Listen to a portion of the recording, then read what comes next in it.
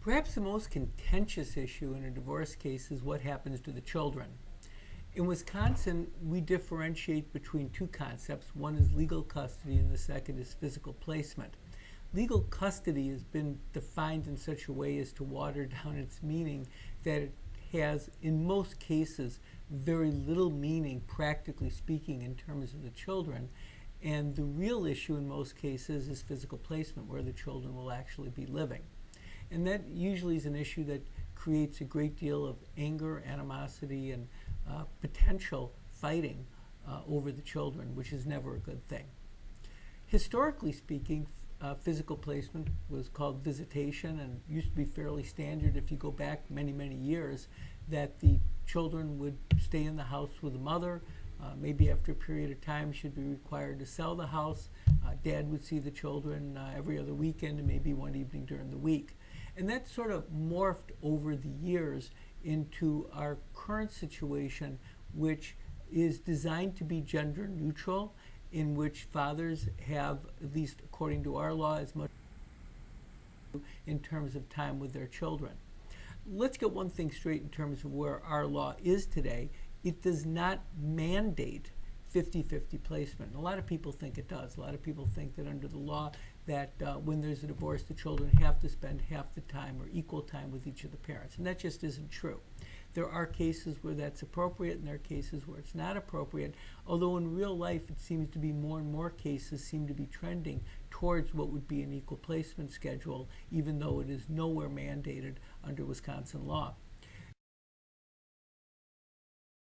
The reality of the situation, however, is that what happens to children in terms of the physical placement schedule really depends on the individual circumstances of the parents, and there are a lot of cases where an equal placement schedule does work out best for everybody involved. The legal standard, of course, is best interests of the children, and there is nowhere, either in Wisconsin law or for that matter anywhere else in the country where I can find, where that's defined any more than the words itself, whatever that means.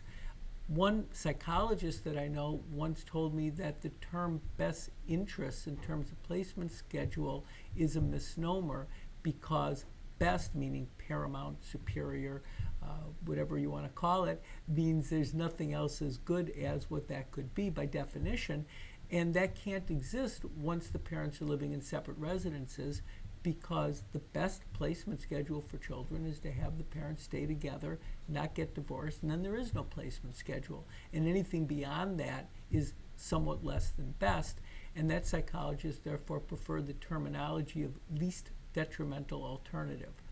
And that's really what we're looking for here. If the parents can stay together, if it's a divorce, it doesn't have to happen if they can go into counseling. All good lawyers encourage that. We certainly do here, and try to preserve the marriage, because then you don't have to worry about a placement schedule whatsoever. If that can't happen, then you look for the least detrimental alternative. And one of those is designed to be that which avoids parents fighting and arguing over the children. And that seems to be reached best through a process of mediation, and a lot of times that seems to be best done without the involvement of attorneys.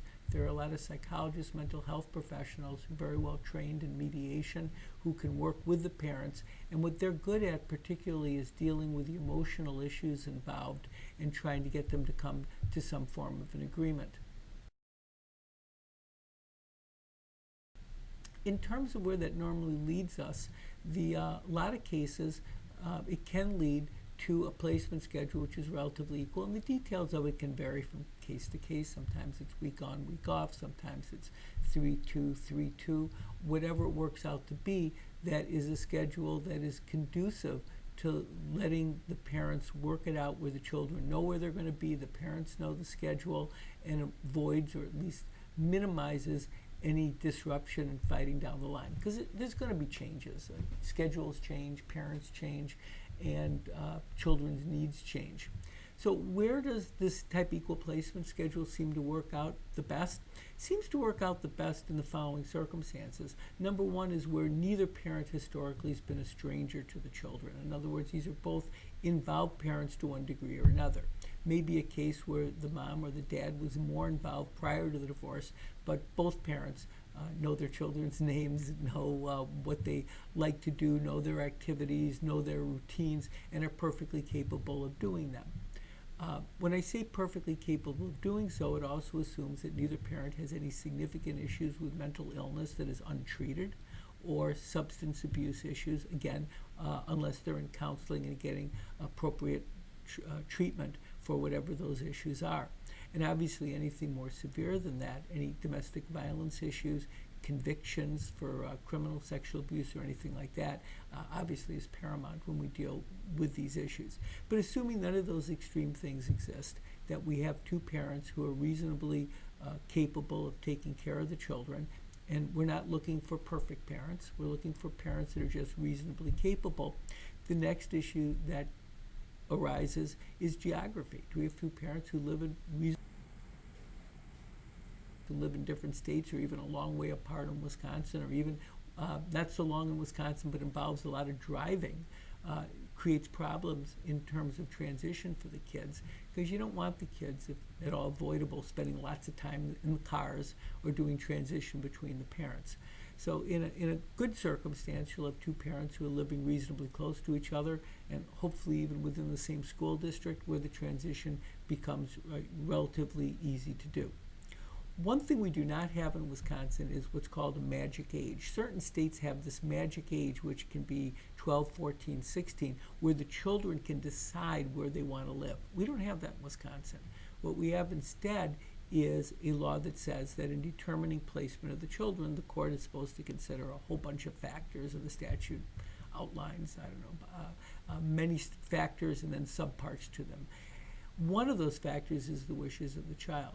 And this creates a real difficult, sensitive issue of at what point should a child be able to express his or her wishes, and should that child's wishes then play a role in terms of the placement schedule. I mean, obviously you don't want to ask a 5-year-old which parent you want to live with, and on the other hand, a 16-year-old child with a driver's license, maybe his or her own car, is more or less a free agent no matter what else we do under the law.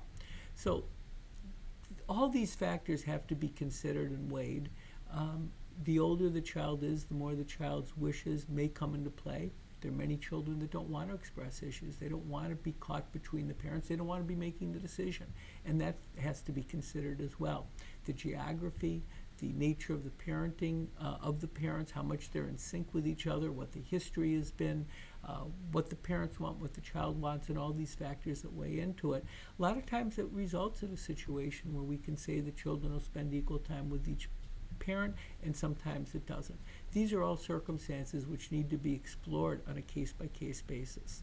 This is not a case of trying to fit every round peg into a square hole. It's individual for each case. For parents who are having difficulty dealing with this, again, this is where mental health providers and specialists in child development really come into play, and might be very, very helpful in exploring these issues and deciding what works best for their children. I hope this information helps. If you're thinking about your individual circumstance, this is a good time to sit down with a lawyer, have a consultation.